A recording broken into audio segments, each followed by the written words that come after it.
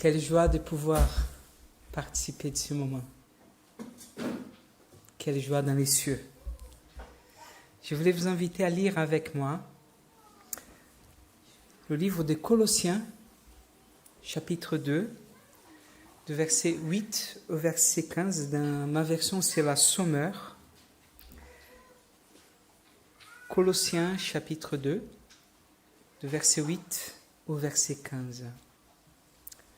Alors, dans ma version, il est dit « Veillez à ce que personne ne vous prenne au piège de la recherche d'une sagesse qui n'est que tromperie et illusion, qui se fonde sur les traditions toutes humaines, sur les principes élémentaires qui régissent la vie des gens de ce monde, mais non sur Christ. Car c'est en lui, c'est dans son corps qu'habite toute la plénitude de ce qui est en Dieu. Et par votre union avec lui, vous êtes pleinement comblés car il est le chef de toute autorité et de toute puissance. C'est aussi dans l'union avec lui que vous avez été circoncis, non d'une circoncision opérée par les hommes, mais de la circoncision qui demande Christ et qui consiste à être dépouillé de ce qui fait l'homme livré à lui-même. Vous avez été ensevelis avec Christ par le baptême, et c'est aussi dans l'union avec lui que vous êtes ressuscités avec lui, par la foi en la puissance de Dieu qui l'a ressuscité des morts. Et vous qui étiez morts à cause de vos fautes, et parce que vous étiez incirconcis, Dieu vous a donné la vie avec Christ. Il a pardonné toutes nos fautes, car il a annulé l'acte qui établissait nos manquements à l'égard des commandements. Oui, il a effacé le clouant sur la croix. Là, il a désarmé toute autorité, tout pouvoir, les donnant publiquement en spectacle quand il les a traînés dans son cortège triomphal après sa victoire à la croix.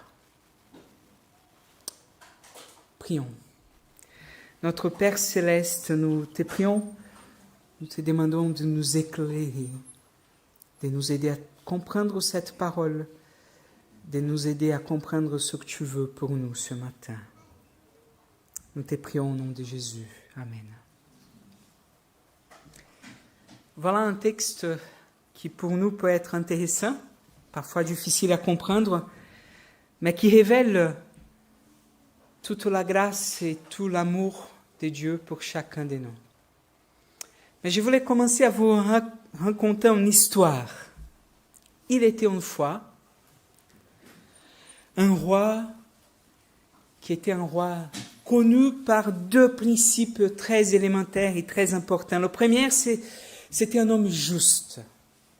Et tout dans sa vie, il essayait d'être juste avec toutes les personnes de son royaume. Le deuxième, c'était quelqu'un qui était connu pour être quelqu'un rempli d'amour. Il aimait. Dans les lois, parmi les lois et les nombreuses lois qu'il était écrit pour son royaume, il a fait un décret qui stipulait comme ça, toute personne prise en flagrant délit de vol aura les 2 yeux arrachés. Lourde peine, une loi assez punitive, mais certes, ça a marché. Pendant des années, aucun vol dans son royaume. Les habitants vivaient en paix. Il pouvait dormir avec sa maison ouverte. Il allait dans les supermarchés, ils oubliaient la porte de la voiture ouverte, aucun souci. Ils laissaient tomber leur portefeuille au milieu de la rue. Ils allaient dans la gendarmerie, elle était là. Personne ne volait personne. La paix était instaurée. Tout le monde craignait de perdre les yeux. Cette paix a duré jusqu'à un jour où le roi reçoit ses soldats qui viennent vers lui, qui dit « Nous avons un problème, quelqu'un a commis le vol. » Ok, c'est le prince, votre fils.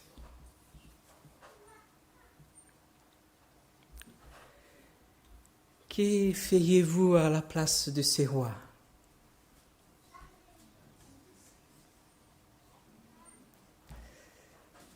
Arrachez-vous les yeux de votre propre enfant? Ou serez-vous plein d'indulgence et de grâce? Le dilemme nous semble simple. Je ne sais pas vous, mais direct, j'ai choisi mon fils. Mais néanmoins, le dilemme est assez compliqué.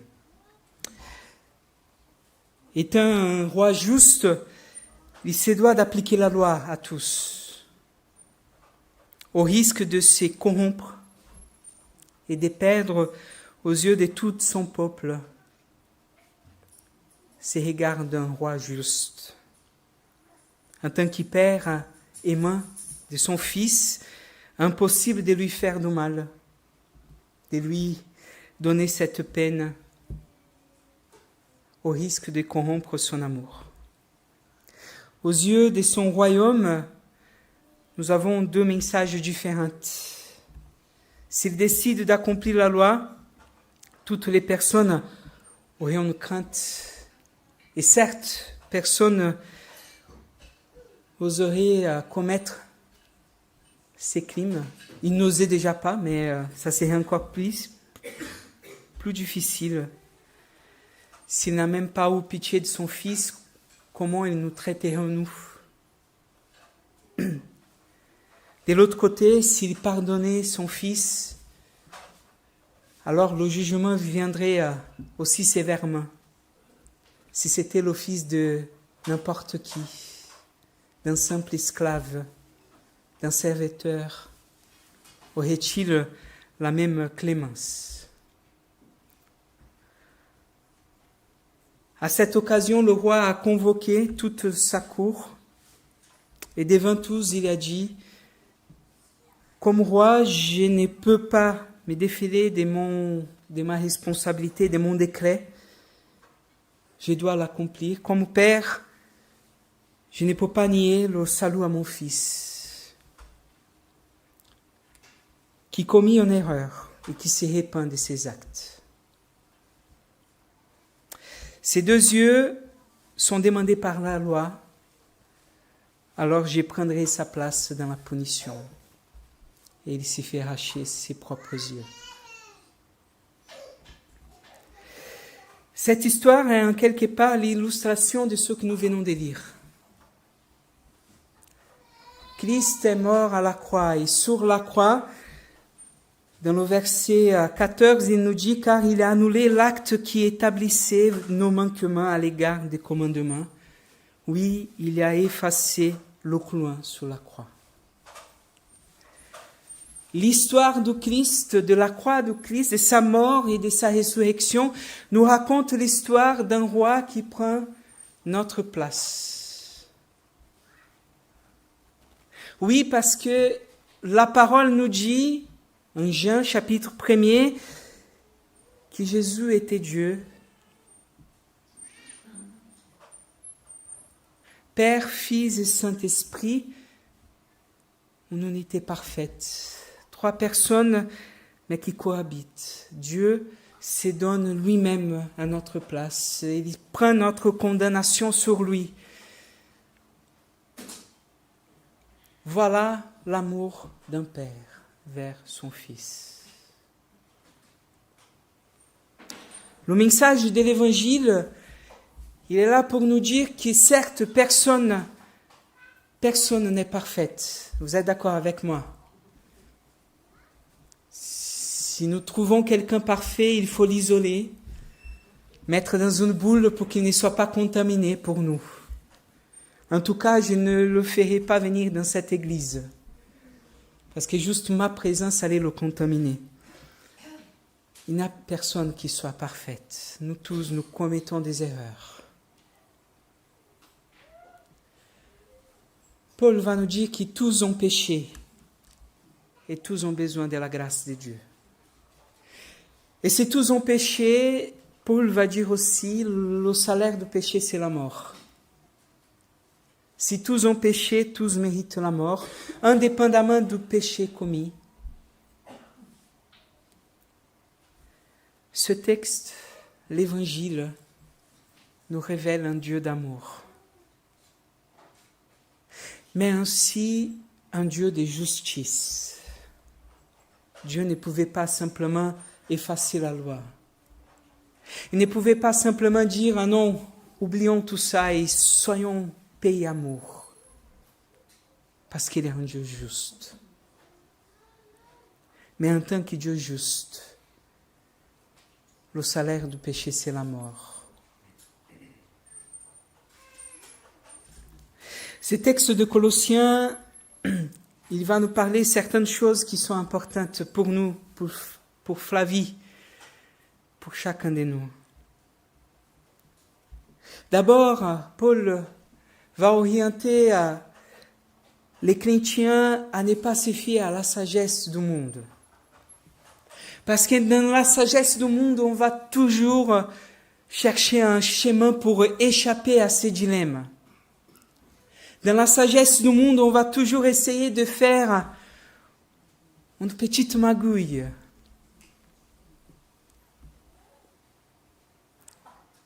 On va toujours essayer de trouver quelque chose qui nous fait paraître moins coupable.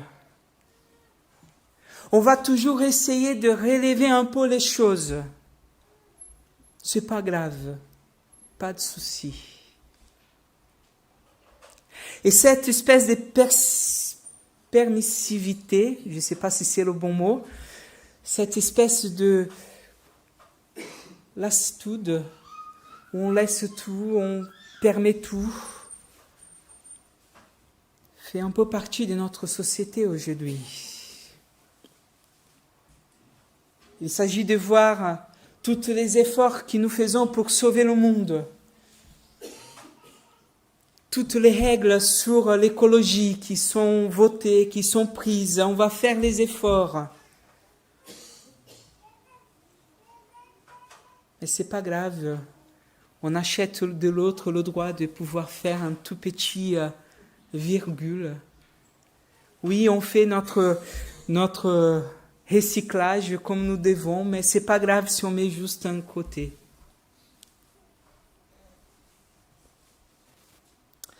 Le monde est plein de corruption. Certains vont mettre la faute dans la société, d'autres dans les personnes, mais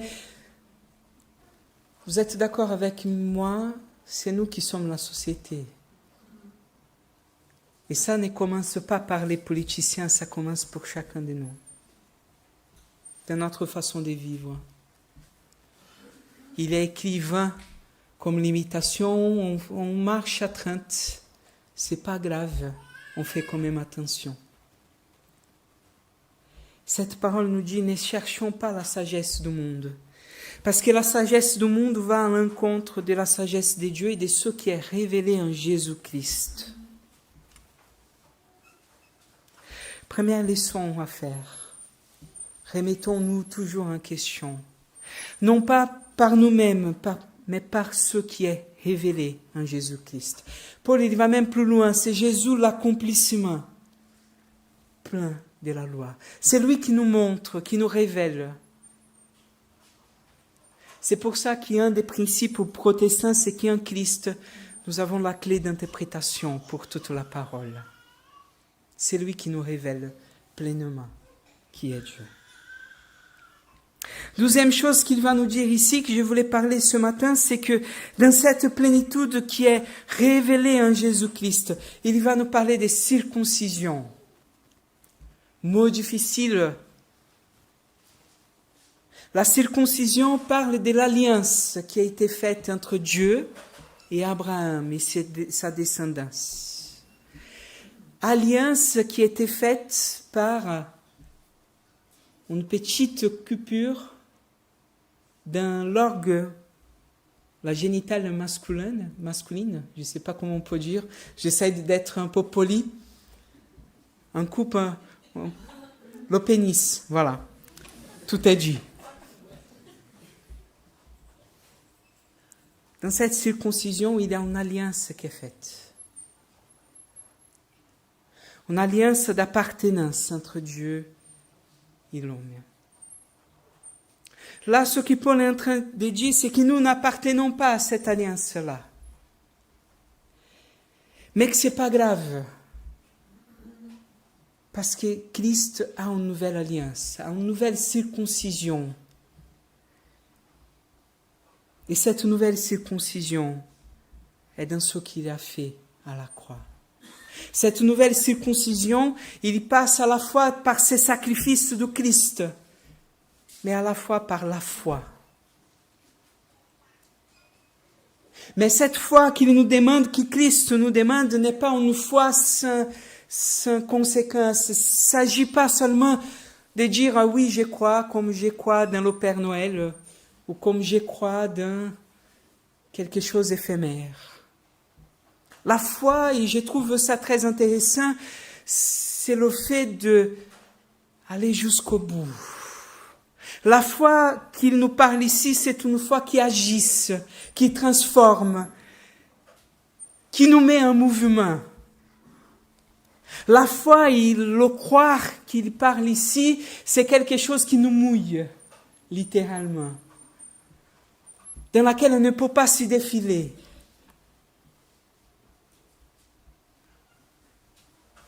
La foi nous invite à nous dépouiller de ce que nous sommes, pour que la vie que nous amenons ne soit pas basée sur nos principes, nos convictions, nos certitudes, mais soit basée sur ce qui a été révélé en Jésus-Christ.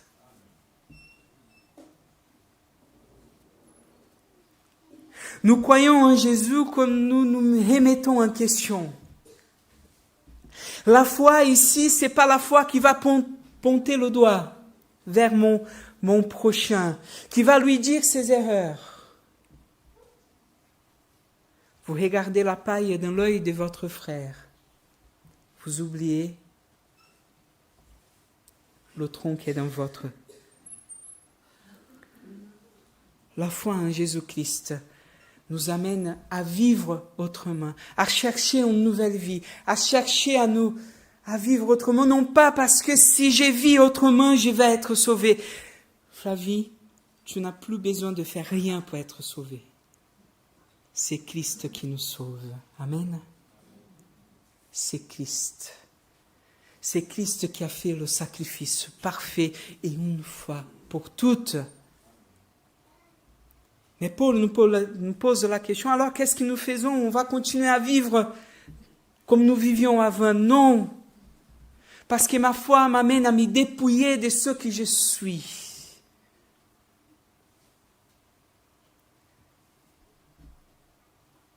C'est difficile de passer dans la rue et de voir quelqu'un qui est dans le besoin. Vous êtes d'accord avec moi? Moi, j'habitais à São Paulo. São Paulo, c'est une ville qui, à l'époque où j'y habitais, il y avait plus de 20 000 personnes qui habitaient dans la rue, qui n'avaient rien à manger. Donc, pour dire qu'on croisait à tous les coins des personnes qui demandaient des choses. La sagesse populaire, c'était de se dire... On fonce, on ne regarde pas. Et dans l'habitude, on apprend à ne pas regarder la misère de celui qui est à côté.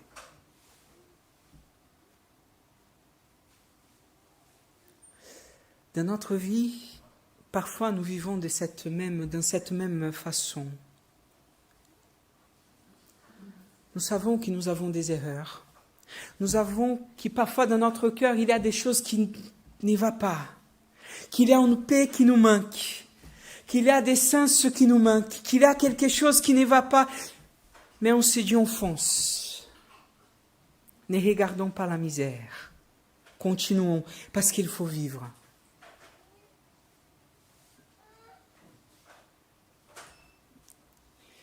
Christ, dans son sacrifice, il nous fait deux choses. D'abord, il nous met face à nous-mêmes, à tous les malheurs. Certains vont dire, Thiago, ton message aujourd'hui, c'est un peu culpabilisant. Et oui. Quand je regarde dans le miroir, je me sens coupable. Mais non en même temps. Oui, c'est paradoxal. Mais quand je regarde le Christ, je vois le pardon et la grâce. Ce qui me permet de me construire, d'être quelqu'un de nouveau, de regarder la misère à moi et de l'autre, de changer ce que je suis, de continuer à marcher, même quand je n'arrive pas à faire le bien que je veux faire. Et que j'ai fait le mal que je ne veux pas le faire. C'est qu'en regardant la croix, je sais que j'ai toujours le pardon et la grâce. Christ nous invite à vivre autrement. Il nous invite à nous dépouiller. Il nous invite à changer jour après jour. Mais il sait que dans nos faiblesses, dans nos incertitudes, dans nos difficultés, parfois on n'arrive pas. Et Flavie, dans ces jours-là, quand tu vas te regarder, et peut-être que ça va arriver à toi aussi, et que tu diras, Seigneur, j'ai fait tant d'efforts, j'ai tant fait pour être là, parfaite, pour avoir ta vie, mais je n'arrive pas aujourd'hui. Sachez que Dieu va regarder à toi comme il regarde aujourd'hui. Comme il a regardé il y a 2000 ans. Quand il a regardé, quand il a taclé. Il va dire, fille, je t'aime. Viens. L'autorité, la souveraineté de Dieu n'est pas vécue comme un juge seulement juste et qui nous met des règles qui est impitoyable. Mais il nous vit, il nous invite à vivre aussi comme un Père aimant, qui parfois prend sur lui nos échecs, qui nous aime. Aujourd'hui pour toi Flavie, mais pour chacun de nous, il nous laisse cette parole. Lui qui a vaincu le monde, le mal. Lui qui a vaincu la mort. Et il a vaincu la mort parce qu'il a ressuscité. Il a vaincu la mort parce que la mort n'a pas pu le retenir. Il a vaincu la mort. Et cette même puissance qui a vaincu la mort est la puissance qui vient vers nous pour nous donner une nouvelle vie. Regarde qu'il va dire ici dans ce texte, dans le verset 12. C'est aussi dans l'union avec lui que vous êtes ressuscités avec lui. C'est pas que vous serez ressuscités un jour. Vous êtes aujourd'hui ressuscités. Toi, Flavie, tu es ressuscité aujourd'hui avec lui pour vivre une nouvelle vie. La résurrection, c'est pas seulement une réalité pour l'avenir. C'est la réalité qui doit se faire présente aujourd'hui. Si vous avez besoin de paix, demande-lui, il est à la paix. Si vous avez besoin de joie, demande-lui, il est à la joie. Si vous avez besoin d'une nouvelle vie, demande-lui, il peut vous donner. Qu'est-ce que nous devons faire? Croire en lui. Lâcher prise et permettre à lui de nous transformer. Qu'est-ce que nous avons besoin de faire pour recevoir cette grâce, cette vie? Simplement dire, Seigneur, je veux ça. Flavie, dans son témoignage, nous a dit qu'elle a grandi dans l'église, qu'elle entendait tout ça. Mais la foi est venue le jour où elle a commencé à chercher, à poser des questions, à aller plus loin, à regarder les choses. Comment peut-il que nous soyons si parfaits? Comment peut-il que notre construction, que notre nature soit si parfaite? Comment peut-il que je n'ai pas de maladies? En regardant toutes les maladies, et nous avons des maladies dans le monde.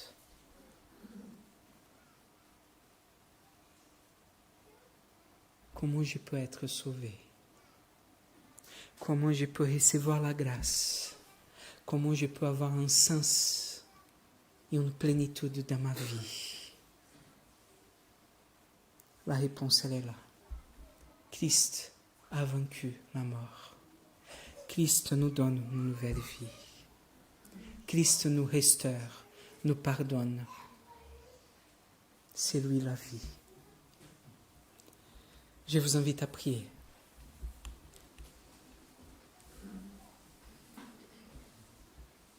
Et si vous n'avez pas encore ou la possibilité de prier et de dire, Seigneur, je veux donner ma vie à toi. Je veux moi aussi recevoir ce que Flavie a reçu dans sa vie. Je veux moi aussi vivre cette résurrection et cette vie éternelle. Il suffit qu'aujourd'hui, maintenant, ne laisse pas pour demain. Demain, ça peut être tard. Aujourd'hui, simplement que tu pries, que tu dis, Seigneur, je veux moi aussi te connaître. Je veux moi aussi être à toi. Je veux moi aussi recevoir ton pardon et ta grâce.